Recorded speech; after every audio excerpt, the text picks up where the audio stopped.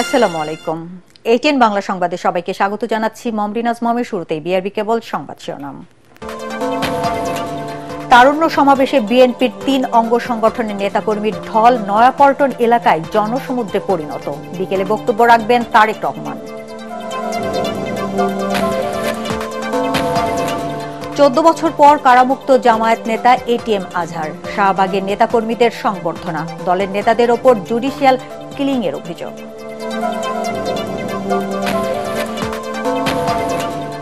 দেশে আইন শৃঙ্খলা পরিস্থিতির উন্নতি হয়েছে, দাবি স্বরাষ্ট্র উপদেষ্টার। সুব্রত বাহিনীর মতো সব সন্ত্রাসীকে দ্রুত আইনের আওতায় আনার ঘোষণা। বিএসএফ এর পুশ ইনের ঘটনায় সীমান্তে উত্তেজনা। সুনামগঞ্জ ও লালমনিরহাট দিয়ে আরও 100 জনকে ঠেলে পাঠানোর চেষ্টা, বিজিবির বাধা। এবং অতিরিক্ত শুল্ক ও নিবন্ধন শর্তের জটিলতায় কমছে রিকন্ডিশন গাড়ির আমদানি। আসছে বাজেটে শুল্ক সহ অন্যান্য খরচ কমানোর দাবি ব্যবসায়ীদের। শুনছিলেন বিআরবি কেবল সংবাদ শিরোনাম। এবার বিস্তারিত। তারুণ্যের রাজনৈতিক অধিকার প্রতিষ্ঠার স্লোগানে নয়াপল্টনে বিএনপির কেন্দ্রীয় কার্যালয়ের সামনে বিভাগীয় যুব সমাবেশের ঢল নেমেছে নেতাকর্মীদের। সকাল থেকে রাজধানী সহ ঢাকা, সিলেট, ময়মনসিংহ ও ফরিদপুর বিভাগের বিভিন্ন জেলা থেকে দলে দলে মিছিল নিয়ে আসেন বিএনপির অঙ্গ সংগঠনের নেতাকর্মীরা। বেলা বাড়ার সঙ্গে সঙ্গে নয়াপল্টন এলাকা পরিণত হয়েছে জনসমুদ্রে। নেতাকর্মীদের ঢল ছড়িয়ে পড়েছে ফকিরের পুল, পশ্চিম কাকরাইল মোড়, দক্ষিণে বিজয়নগর পর্যন্ত। অনেকের হাতে দলীয় পতাকা, ব্যানার, ফেস্টুন। কেউ কেউ নেচে গেয়ে স্লোগানের সমাবেশে প্রাণ চাঞ্চল্য এড়াচ্ছেন। বিএনপির 3 অঙ্গ সংগঠন জাতীয়তাবাদী যুবদল, স্বেচ্ছাসেবক দল ও ছাত্র দলের আয়োজনে তারুণ্য সমাবেশে বক্তব্য রাখছেন সংগঠনগুলোর নেতারা। বিকেলে লন্ডন থেকে ভার্চুয়ালি বক্তব্য রাখবেন বিএনপির ভারপ্রাপ্ত চেয়ারম্যান তারেক রহমান। নয়াপল্টন ও আশেপাশের এলাকায় নিরাপত্তা নিশ্চিতে মোতায়েন রয়েছে অতিরিক্ত পুলিশ। যানজট এড়াতে নয়াপল্টনের উভয় পাশে যান চলাচল সাময়িকভাবে বন্ধ রাখা হয়েছে।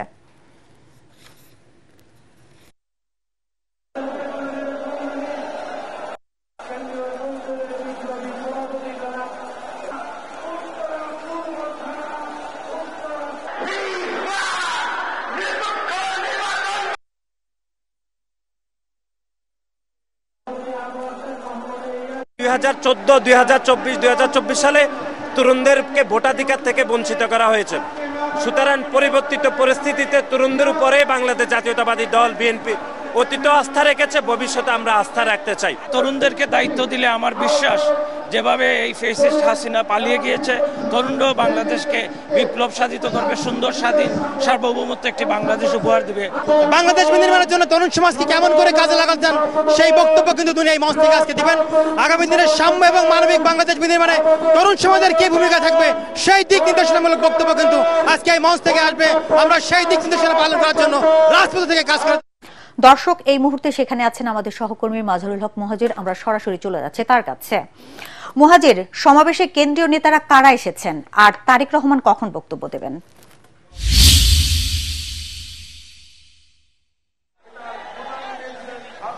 মমি, তারুণ্যের এক মিলন মেলা থেকে বলছি। রাজধানীর নয়াপল্টন কিন্তু এখন তারুণ্যের এক মিলন মেলায় পরিণত হয়েছে। বিএনপির যে 3 অঙ্গ সংগঠন রয়েছে, ছাত্র দল, যুব দল, স্বেচ্ছাসেবক দল, এই 3 অঙ্গ সংগঠনের কিন্তু এক মিলন মেলায় পরিণত হয়েছে। আমরা বরাবরের মতো যেভাবে দেখতাম যে কার্যালয়ের সামনে একটা অস্থায়ী মঞ্চ থাকতো, সেই অস্থায়ী মঞ্চে প্রোগ্রাম হতো, কিন্তু এখন কিন্তু এর বিপরীতে মঞ্চ করা হয়েছে এবং সেখানে এখন সাংস্কৃতিক পরিবেশনা হচ্ছে, দলীয় সঙ্গীত গাওয়া হচ্ছে, কিছুক্ষণ আগেই জাতীয় সঙ্গীত গাওয়া হয়েছে এবং সেখানে কিন্তু সবাই দাঁড়িয়ে জাতীয় সঙ্গীতের প্রতি শ্রদ্ধা জানান এবং এরপরই বিএনপির দলীয় সঙ্গীত এটাকে বলা হয় প্রথম বাংলাদেশ আমার শেষ বাংলাদেশ, সেই গানটি পরিবেশন করা হয় এবং এখন কিন্তু সাংস্কৃতিক যে আয়োজন, সেই আয়োজনটি চলছে এবং আমরা দেখতে পাচ্ছি যে যতদূর চোখ যায় ততদূর কিন্তু শুধু নেতাকর্মীদের একটা ঢল নেমে গিয়েছে। এই মুহূর্তে আমরা দেখতে পেয়েছি যে এখানে ছাত্রদল, যুবদল, স্বেচ্ছাসেবক দল সহ বিভিন্ন ওয়ার্ড, থানা কমিটির নেতাকর্মীরা এখানে উপস্থিত হয়েছেন। তারা তাদের বক্তব্য তুলে ধরছেন এবং আমরা জানি যে আজ যে সমাবেশ, সেই তারুণ্যের সমাবেশকে সবচেয়ে বেশি তারুণ্যের রাজনৈতিক অধিকার প্রতিষ্ঠার সমাবেশ বলা হচ্ছে এটিকে, যেখানে আজ ভারপ্রাপ্ত চেয়ারম্যান জনাব তারেক রহমান তিনি উপস্থিত থাকবেন এবং উপস্থিত থেকে তরুণদের নির্দেশনা দিবেন যে আসলে আগামীর রাজনীতিতে এই বিএনপির এই তরুণরা তারা কি ভূমিকা রাখে। আপনি জানেন যে মমি, বিএনপি তার দলীয় অবস্থানকে আরো শক্ত করবার জন্য কিন্তু এটি একটি অংশগ্রহণ বলা যায়, যেখানে তারা আন্দোলন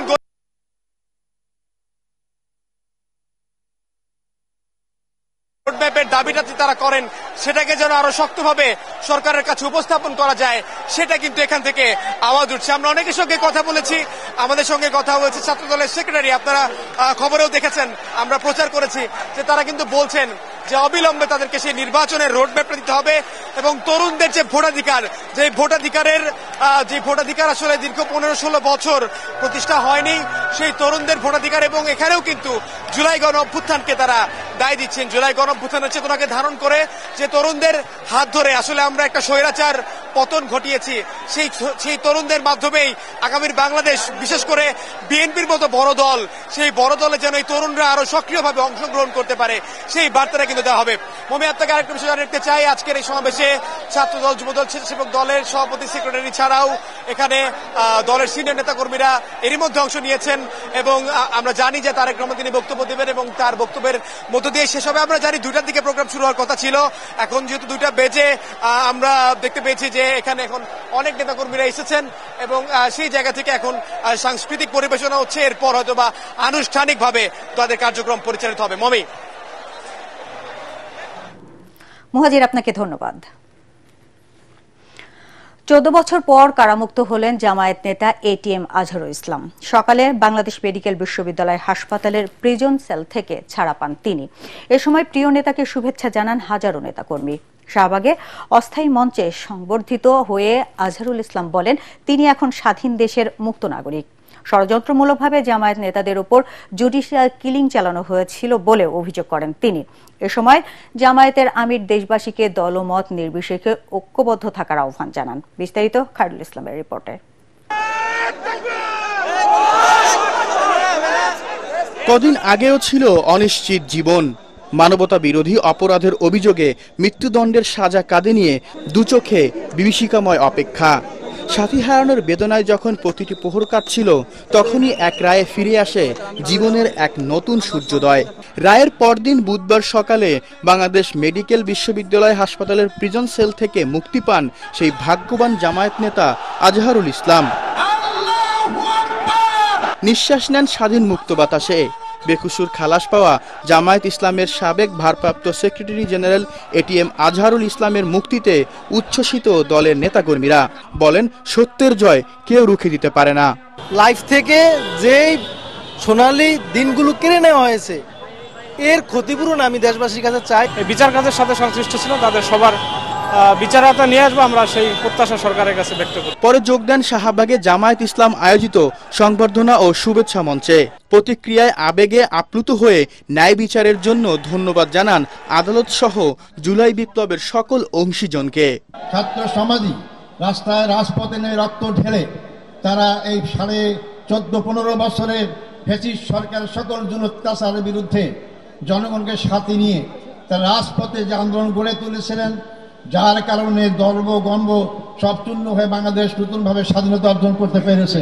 এ সময় জামায়াতের আমির জুলাই হত্যায় জড়িতদের বিচারের দাবি জানিয়ে বলেন, দেশের 18 কোটি মানুষের সম্মিলিত প্রচেষ্টার ফসল ফ্যাসিবাদের পতন। তাই এই সময়ও সবাইকে ঐক্যবদ্ধ থাকার আহ্বান জানান তিনি। এদেশের 18 কোটি মুসলিম মানুষের সম্মিলিত চেষ্টায় সরকারের পতন হয়েছে। আমরা এই মূল ক্রেডিট আল্লাহ তাআলাকে দেই, আর জমিনের ক্রেডিট সমস্ত এদেশের জনগণকে আমরা দেওয়ার পক্ষে। আমরা এক থাকব, জাতির প্রয়োজনে এক পথে হাঁটব এবং জাতির প্রয়োজনে সমস্ত ষড়যন্ত্র মোকাবেলা করে সামনে ইনশাআল্লাহ এগিয়ে যাব। মুক্তিযুদ্ধের সময় মানবতা বিরোধী অপরাধের মামলায় 2014 সালের 30 ডিসেম্বর আন্তর্জাতিক অপরাধ ট্রাইব্যুনাল আজহারের মৃত্যুদণ্ড দিয়ে রায় দেন। পরে দণ্ডাদেশের বিরুদ্ধে 2015 সালের 18 জানুয়ারি আপিল করলেও শুনানি শেষে আপিল বিভাগ মৃত্যুদণ্ড বহাল রেখে রায় দেন। পরে এই রায়ের রিভিউ শুনানি আবেদন করলে আপিল বিভাগ শুনানি শেষে জামায়াত নেতা আজহারুল ইসলামকে খালাস দিয়ে রায় দেন। খায়রুল ইসলাম, এটিএন বাংলা, ঢাকা। 4 দিনের রাষ্ট্রীয় সফরে জাপান পৌঁছাচ্ছেন প্রধান উপদেষ্টা অধ্যাপক ডক্টর মোহাম্মদ ইউনূস। স্থানীয় সময় দুপুর 2টায় টোকিওতে পৌঁছান তিনি। এ সময় জাপানে নিযুক্ত বাংলাদেশের রাষ্ট্রদূত দাউদ আলী বিমানবন্দরে ডক্টর ইউনূসকে অভ্যর্থনা জানান। এর আগে প্রধান উপদেষ্টা ও তার সফর সঙ্গীদের বহনকারী ক্যাথে প্যাসিফিক এয়ারলাইন্সের একটি ফ্লাইট রাত 2:10 হযরত শাহজালাল আন্তর্জাতিক বিমানবন্দর থেকে ছেড়ে যায়। জাপান সফরে অধ্যাপক ইউনূস টোকিওতে আয়োজিত নিক্কেই ফোরামে ফিউচার অব এশিয়া সম্মেলনে অংশ নেবেন। এছাড়া জাপানের প্রধানমন্ত্রী শিগেরু ইশিবারের সঙ্গে দ্বিপক্ষীয় বৈঠকেও অংশ নেবার কথা রয়েছে। সফরকালে জাপানের বিভিন্ন সরকারি ও বেসরকারি সংস্থার সঙ্গে বৈঠকের পাশাপাশি উন্নয়ন সহযোগিতার বিষয়ে আলোচনার পরিকল্পনাও রয়েছে ডক্টর ইউনূসের। সফর শেষে আগামী 31 মে দেশে ফিরবেন প্রধান উপদেষ্টা। দেশের আইন শৃঙ্খলা পরিস্থিতির উন্নতি হয়েছে বলে দাবি করেছেন স্বরাষ্ট্র উপদেষ্টা জাহাঙ্গীর আলম চৌধুরী। তিনি বলেন, শীর্ষ সন্ত্রাসী সুব্রত বাইনকে গ্রেফতার করতে অনেক সময় লেগেছে। সব দুষ্কৃতিকারীদেরকে আইনের আওতায় আনা হবে বলেও জানান উপদেষ্টা। বলেন, কারাগার থেকে পলাতক আসামিদের গ্রেফতারের চেষ্টা অব্যাহত রয়েছে। রাজধানীর ফার্মগেইটে বার্ড কার্যালয়ে আম রপ্তানির উদ্বোধন করে সাংবাদিকদের প্রশ্নের জবাবে স্বরাষ্ট্র উপদেষ্টা এসব কথা বলেন।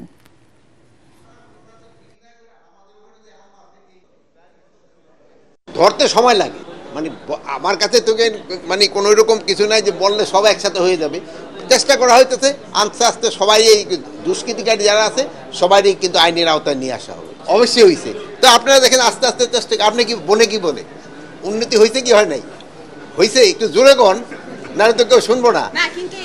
এখন এই যে ধরনের উন্নতি হয়েছে, এটা আপনারা এই উন্নতিটা সব জায়গায় প্রচার করেন।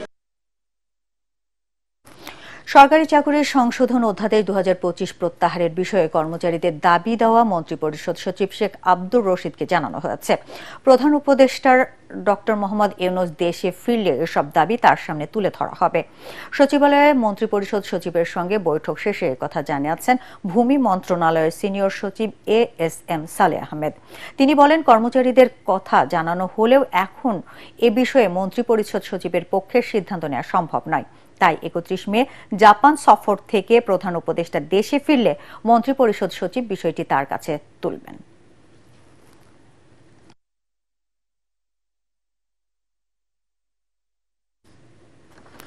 বিএনপি নেতা ইশরাক হোসেনকে মেয়র ঘোষণা করে নির্বাচনী ট্রাইব্যুনালের রায় ও নির্বাচন কমিশনের গেজেটের কার্যক্রম স্থগিত চেয়ে করা লিভ টু আপিলের পরবর্তী শুনানি কাল।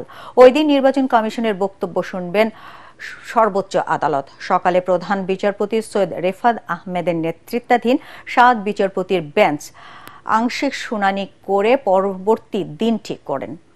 আপিল শুনানিতে রিটকারী আইনজীবী বলেন, ইশরাক হোসেন সাক্ষী স্বাক্ষর আবেদনের ধরন সবকিছু পরিবর্তন করে জালিয়াতির আশ্রয় নিয়েছেন। মামলার তারিখও ভুল ছিল। পরে প্রধান বিচারপতি বলেন, এ বিষয়ে নির্বাচন কমিশনের বক্তব্য শোনার প্রয়োজন। গত 22 মে ইশরাককে ঢাকা দক্ষিণ সিটি কর্পোরেশনের মেয়র ঘোষণা করে নির্বাচনী ট্রাইব্যুনালের রায় এবং এসির গেজেটের কার্যক্রম স্থগিত চেয়ে করা রিট সরাসরি খারেজ করে দেন হাইকোর্ট। সেই দিনই পূর্ণাঙ্গ আদেশ প্রকাশিত হয়। ওই আদেশের বিরুদ্ধে 25 মে লিভ টু আপিল বা আপিলের অনুমতি চেয়ে আবেদন করেন রিট আবেদনকারী। মঙ্গলবার আপিল বিভাগের চেম্বার বিচারপতি রেজাউল হক আবেদনটি শুনানির আপিল বিভাগের নিয়মিত বেঞ্চে পাঠিয়ে দেন।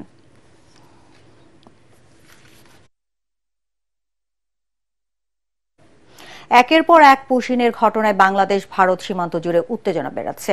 সুনামগঞ্জ সীমান্ত এলাকা দিয়ে আরও 68 জনকে বাংলাদেশে ঠেলে দিয়েছে ভারতীয় সীমান্তরক্ষী বাহিনী BSF। তবে বিজিবি ও গ্রামবাসীর বাধায় তা ব্যর্থ হয়। তবে জৈন্তাপুর ও সুনামগঞ্জের ছাতক থানায় হস্তান্তরের প্রক্রিয়া চলমান বলে জানিয়েছে সিলেট ব্যাটালিয়ন 48 বিজিবি। এদিকে লালমনিরহাটের 3 উপজেলার 5 সীমান্ত দিয়ে অন্তত 38 নারী, পুরুষ ও শিশুকে পুশিনের চেষ্টা চালিয়েছে BSF।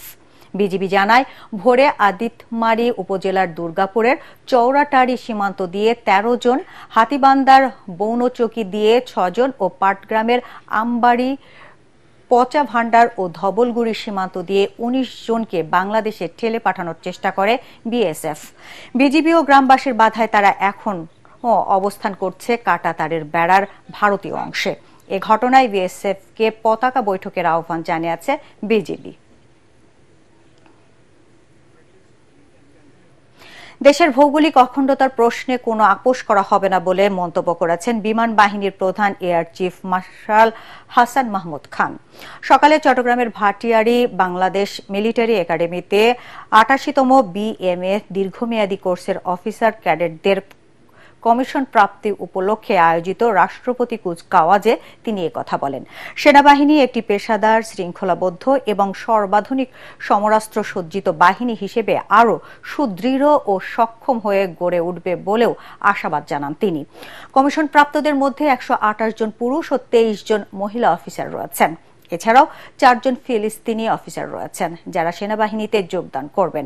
Battalion senior under officer সম্রাট জাবির ৮৮তম বিএমএ দীর্ঘমেয়াদী কোর্সের সেরা চৌকস ক্যাডার হিসেবে সোর্ড অব অনার এবং সামরিক বিষয়ে শ্রেষ্ঠত্বের জন্য কোম্পানির সিনিয়র অফিসার আব্দুল ওয়াদুদ মাসুম সেনাবাহিনীর প্রধান স্বর্ণপদক লাভ করেন। বিদেশি ক্যাডারদের মধ্যে ফিলিস্তিনের অফিসার ক্যাডেট সার্জেন্ট মোহাম্মদ ইসবে বিএমএ ট্রফি অব এক্সিলেন্স লাভ করেন। তিন বাহিনীর মধ্যে জয়েন্টনেস হচ্ছে যুদ্ধের সাফল্যের অন্যতম প্রয়োজনীয়তা বা নেসেসিটি। আমি দৃঢ়ভাবে বিশ্বাস করি দেশ ও সশস্ত্র বাহিনীর উন্নয়নের ধারাবাহিকতা বজায় রাখতে এবং ফিউচার ব্যাটলফিল্ডের জন্য নিজেদের প্রস্তুত রাখতে তোমাদের কর্ম ও পথ চলা হবে সাহসী ও বলিষ্ঠ। অতিরিক্ত শুল্ক, নিবন্ধন শর্ত জটিলতায় কমছে রিকন্ডিশন গাড়ি আমদানি। আসছে বাজেটে শুল্ক ও নিবন্ধন সহ অন্যান্য খরচ কমানোর দাবি ব্যবসায়ীদের। পরিবহন খাতে শৃঙ্খলা ফেরাতে গাড়ি আমদানিতে উচ্চ কর হারের বিষয়টি অন্তর্বর্তী সরকারকে খতিয়ে দেখার পরামর্শ গবেষকদের। শারফুল আলমের রিপোর্ট। আসছে 2025-26 সালের বাজেট। নতুন অর্থ বছরের আর্থিক বিবরণী নিয়ে উদ্বেগ বাড়ছে আমদানি নির্ভর শিল্পে। যোগাযোগ বিশেষজ্ঞরা বলছেন, কম দামে নতুন গাড়ি দিতে গিয়ে বাংলাদেশে আমদানির পর তা ভিন্নভাবে ব্যবহার করা হচ্ছে। এতে স্থায়িত্ব এবং মান হারাচ্ছে পরিবহন খাত। বিক্রেতারা বলছেন, বয়সসীমা বেঁধে দেওয়ার সত্ত্বের জটিলতা আর চড়া শুল্কের কারণে কম দামে গাড়ি কিনতে পারছেন না ক্রেতারা। আমাদের যে একটা গাড়ি যে দাম, নতুন গাড়ির সেই দাম অনেক কম ডিউটির কারণে, সেখানে আমরা বৈষম্যের শিকার হচ্ছে। ইনভয়েস ভ্যালু, সেই ভ্যালুর সাথে গাড়ির দামের সাথে যে ডিউটি ফিগার সেটা অনেক বেশি চলে আসে। রিকন্ডিশন গাড়ি ব্যবসায়ীদের সংগঠন বারবিডা বলছে, আসছে বাজেটে গাড়ি নিবন্ধনে 25% শুল্ক কমিয়ে 5% নামিয়ে আনতে হবে। শোরুম থেকে বিক্রি হওয়া রিকন্ডিশন গাড়ির মালিকানা পরিবর্তনে ফি নতুন গাড়ির মতোই মকুফ এবং ভ্যাট প্রত্যাহার চান তারা। ব্র্যান্ড নিউ এবং রিকন্ডিশন গাড়ির এই যে বৈষম্যটা, রেজিস্ট্রেশন থেকে শুরু করে শুল্কায়ন থেকে শুরু করে সবকিছুতে এই বৈষম্যটা যেন দূর হয়। সরকার যেন আমাদের সাথে বসেন এবং এই বৈষম্যটা দূর করেন। হাইব্রিড গাড়ি যদি এবং মাইক্রোবাস, সেটা যদি সাপ্লিমেন্টারি ট্যাক্স এবং শুল্কায়ন হাইব্রিড গাড়ি যদি কিছু কম হয়, তাহলে মধ্যবিত্তরা গাড়ি কিনতে পারতো। ইম্পোর্ট পলিসিতে যে বয়সটা যদি বাড়িয়ে দেওয়া হয়, তাহলে আমরা কিছু কম মূল্যে আমরা মধ্যবিত্তর উপহার দিতে পারতাম এই গাড়িগুলি। ব্যবসায়ীরা বলছেন, মানদণ্ড বেঁধে দিয়ে আসছে বাজেটে নতুনের মতো রিকন্ডিশন গাড়ি আমদানির সুযোগ দিলে ব্যবসার প্রতিযোগিতা কমবে। রিকন্ডিশন গাড়ির ক্ষেত্রে নিবন্ধনের ফির ক্ষেত্রে যে সমস্ত বিষয় রয়েছে, সেগুলোর জন্য যথাযথ বিনিয়োগ বা সহজ শর্তে ঋণের ব্যবস্থা সেটি সরকার বিবেচনা করতে পারে। আগামী বাজেটে যেহেতু আমরা নবায়নযোগ্য জ্বালানি বা জ্বালানি খরচ কমানোর জন্য বলছি, সুতরাং এই ধরনের ইলেকট্রিক ভেহিকেলের প্রসার আমাদের দেশে প্রয়োজন রয়েছে। দাম এবং সুবিধা বিবেচনায় বিভিন্ন প্রস্তুতকারক দেশেও রিকন্ডিশন গাড়ি আমদানি হয় বলে জানিয়েছেন বিশ্লেষকরা। শারফুল আলম, এটিএন বাংলা, ঢাকা। কোরবানির ঈদকে সামনে রেখে ব্যস্ত সময় পার করছেন জয়পুরহাটের কামার কারিগররা। সারা বছর কম কাজ থাকলেও এখন ঈদকে ঘিরে বেড়েছে ব্যস্ততা। তবে লোহা, কয়লার দাম বৃদ্ধি ও চীনের আধুনিক প্রযুক্তির তৈজসপত্রের চাহিদায় ব্যবসা মন্দা যাচ্ছে তাদের। পূর্বপুরুষদের এই পেশাকে টিকিয়ে রাখতে সরকারের সহযোগিতা চান কারিগররা। জয়পুরহাট প্রতিনিধি রফিকুল ইসলাম রফিকের পাঠানো রিপোর্ট আর জানাচ্ছেন জাহিদুল আলম। আর মাত্র কদিন পরেই কোরবানির ঈদ, তাই তো ব্যস্ততা বেড়েছে জয়পুরহাটের কামারপল্লীগুলোতে। ভোর থেকে গভীর রাত পর্যন্ত টুংটাং শব্দে চলছে হাতুড়ি পেটার কাজ। এবার বেড়েছে লোহা ও কয়লার দাম। এছাড়া চীনা প্রযুক্তির আধুনিক ধারালো চকচকে ছুরি চাপাতির চাহিদা বাড়ায় কামার পাড়ায় আনাগোনা কম ক্রেতাদের। এতে ক্রমাগত লোকসানের মুখে কামাররা। দিনে দিনে কমছে তাদের সংখ্যাও। তবে সারা বছর তেমন কাজ না থাকলেও এখন ঈদকে ঘিরে দম ফেলার সময় নেই তাদের। শেষ মুহূর্তে বিক্রি বাড়বে বলে আশা কারিগরদের। সামনে কুরবানি ঈদ আসছে, এই উপলক্ষে আমরা অনেক কিছুই তৈরি করছি। চায়না মাল আসে আমাদের ব্যবসাটা মারে দিছে। লোহার দাম বেশি, কয়লার দাম বেশি, বেচার বেলা যায় দাম নাই। ঈদের সময় আলে একটু ব্যবসা হয়, তারপরে ব্যবসায় নাই। কামারপাড়াগুলো এবার আকার ভেদে ছুরি বিক্রি হচ্ছে 40 থেকে 700 টাকা, দা 400 থেকে 800 টাকা ও বটি বিক্রি হচ্ছে 200 থেকে 700 টাকা দরে। এখন তো সামনে কোরবানি ঈদ আসছে, এখন কোরবানি ঈদের জন্য প্রস্তুতি নিচ্ছি। হাঁসা বটি নেওয়ার জন্য আসলাম, বাজার যেটা ওটাই নিচ্ছে, আমাদের বেশি লেইনি। কামারদের এ বিষয়ে প্রশিক্ষণ ও ঋণ সহায়তা দেওয়ার আশ্বাস জেলা বিসিক অফিসের এই কর্মকর্তার। তাদের যদি কোনো ধরনের আধুনিক প্রশিক্ষণ এবং যদি কোনো আর্থিক ঋণ সহযোগিতার প্রয়োজন হয়, তাহলে যদি তারা বিসিকে যোগাযোগ করে, বিসিকের নিজস্ব কিছু ঋণ আছে এবং ব্যাংকের মাধ্যমে তাদের বিধি অনুযায়ী তাদের জন্য সুপারিশ করা হবে। একটা সময় এই জেলায় প্রায় 2000 মানুষ এই শিল্পের সাথে জড়িত ছিলেন, কিন্তু ক্রমাগত লোকসানে এই সংখ্যা কমেছে প্রায় 3 গুণ। তাই এই পেশাকে টিকিয়ে রাখতে সরকারের পৃষ্ঠপোষকতা চান এখানকার কামাররা। Bureau report, ATN Bangla. এবার আল আরাফা ইসলামী ব্যাংক অর্থ সংবাদ।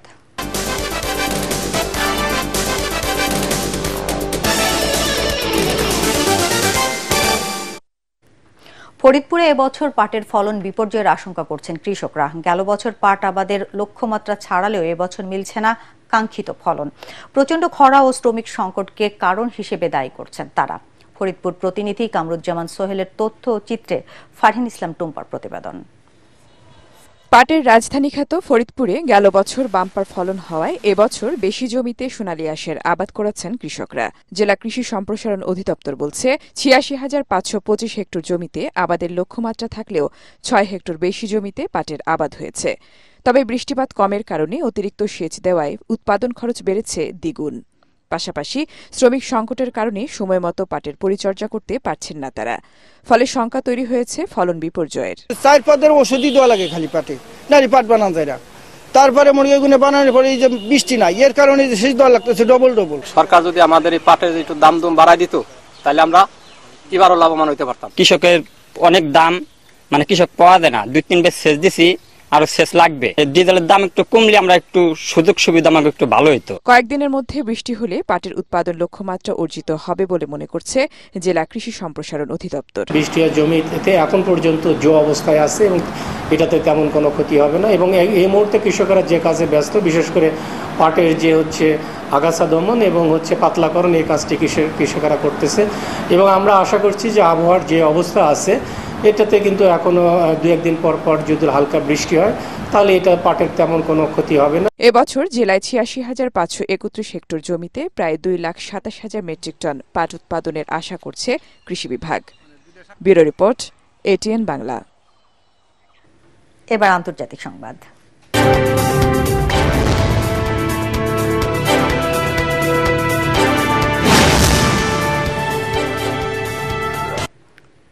ইন্দো প্যাসিফিক ও ইউরোপীয় উপসাগরীয় অঞ্চলে আমেরিকার মোড়লগিরি বা খবরদারি বন্ধে ঐক্যবদ্ধ হয়েছেন চীনসহ আসিয়ান ও জিসিসি নেতারা। মার্কিন শুল্কনীতি ও আধিপত্যবাদ রুখতে নিজেদের মধ্যে অর্থনৈতিক কূটনীতি জোরদারে একমত হয়েছেন তারা। মালয়েশিয়ায় ৪৬তম আসিয়ান জিসিসি সম্মেলনে যুক্তরাষ্ট্রের একতরফা শুল্ক, মিয়ানমারের গৃহযুদ্ধ ও দক্ষিণ চীন সাগরের সামুদ্রিক বিরোধ সহ গুরুত্বপূর্ণ আঞ্চলিক ও বৈশ্বিক এজেন্ডা নিয়েও আলোচনা করেন তারা। বিস্তারিত শরীফুল ইসলামের প্রতিবেদনে। ইন্দোনেশিয়া, সিঙ্গাপুর সহ দক্ষিণ পূর্ব এশিয়ার 10টি দেশ নিয়ে গঠিত আসিয়ানের সাথে উপসাগরীয় দেশগুলোর সম্মেলন চলছে মালয়েশিয়ার রাজধানী কুয়ালালামপুরে। মঙ্গলবার সম্মেলনের সূচনা হয় ঐতিহ্যবাহী আসিয়ান হ্যান্ডশেকের মাধ্যমে। জিসিসিভুক্ত বাহরাইন, কুয়েত, ওমান, কাতার, সৌদি আরব ও সংযুক্ত আরব আমিরাত ছাড়াও জোটের বাইরে সম্মেলনে যোগ দিয়েছে চীন।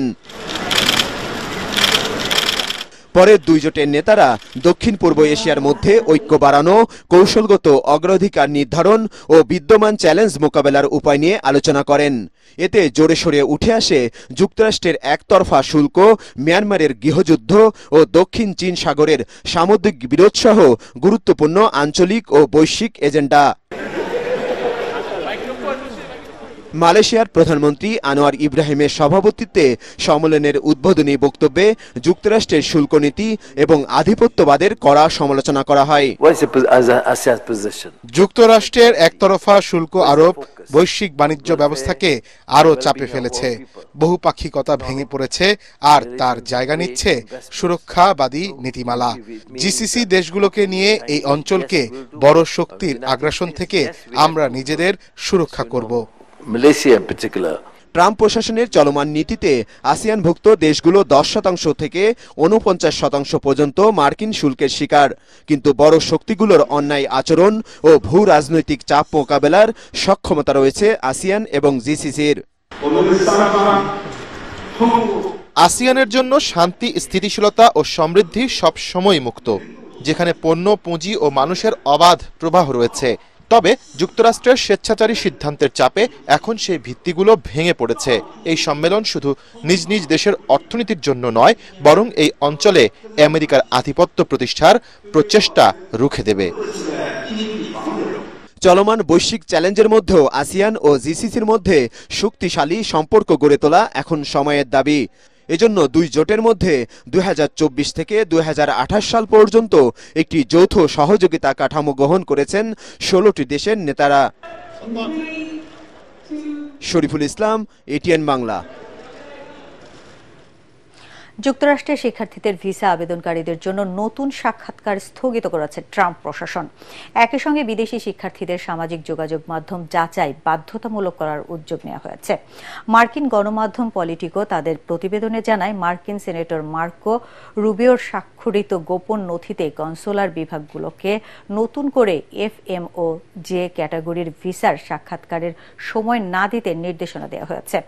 মূলত ফিলিস্তিনের প্রতি সমর্থন কিংবা ইহুদি বিদ্বেষ নিয়ে যাচাই করতে এমন বিধিনিষেধ আরোপ করা হচ্ছে বলে উল্লেখ করা হয়। এর আগেও আন্তর্জাতিক শিক্ষার্থীদের ব্যক্তিগত সামাজিক যোগাযোগ মাধ্যম যাচাই করে মার্কিন প্রশাসন, তবে এবার আরও বড় পরিসরে চালুর প্রস্তুতি চলছে বলে জানানো হয়েছে। এবার জানাবো খেলার খবর।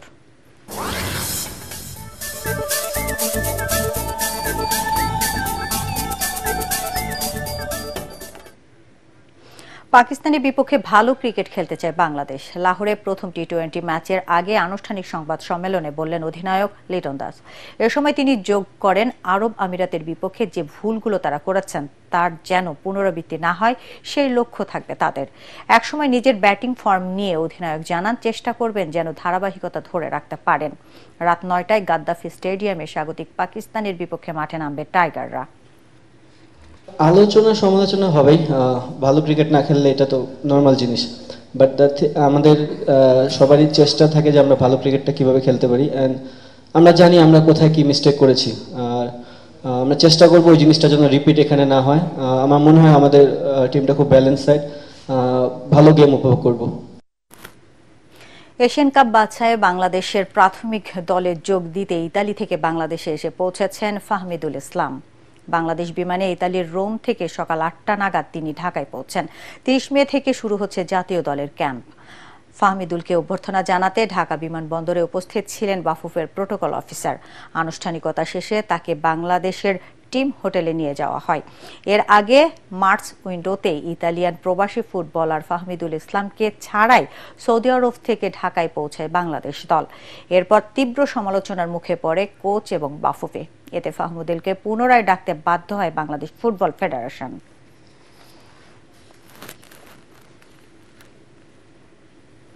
শেষ করার আগে বিআরবি কেবল সংবাদ শিরোনাম আরেকবার। তারুণ্য সমাবেশে বিএনপির 3 অঙ্গ সংগঠনের নেতাকর্মীদের ঢল। নয়াপল্টন এলাকা জনসমুদ্রে পরিণত। বিকেলে বক্তব্য রাখবেন তারেক রহমান। 14 বছর পর কারামুক্ত জামায়াত নেতা এটিএম আজহার শাহবাগের নেতাকর্মীদের সংবর্ধনা। দলের নেতাদের ওপর জুডিশিয়াল কিলিং এর অভিযোগ।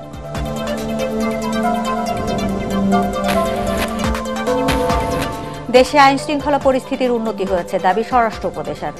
সুব্রত বাইনের মতো সব সন্ত্রাসীকে দ্রুত আইনের আওতায় আনার ঘোষণা।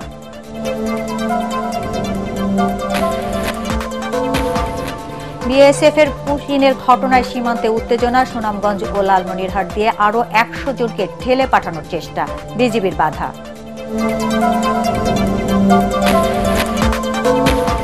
এবং অতিরিক্ত শুল্ক ও নিবন্ধন শর্তের জটিলতায় কমছে রিকন্ডিশন গাড়ির আমদানি। আসছে বাজেটে শুল্ক সহ অন্যান্য খরচ কমানোর দাবি ব্যবসায়ীদের। দর্শক, পরবর্তী সংবাদ দেখার আমন্ত্রণ জানিয়ে এখনকার মতো শেষ করছি। এটিএন বাংলা সংবাদ ইউটিউবে দেখতে ব্রাউজ করুন youtube/ATN Bangla News। ধন্যবাদ সবাইকে।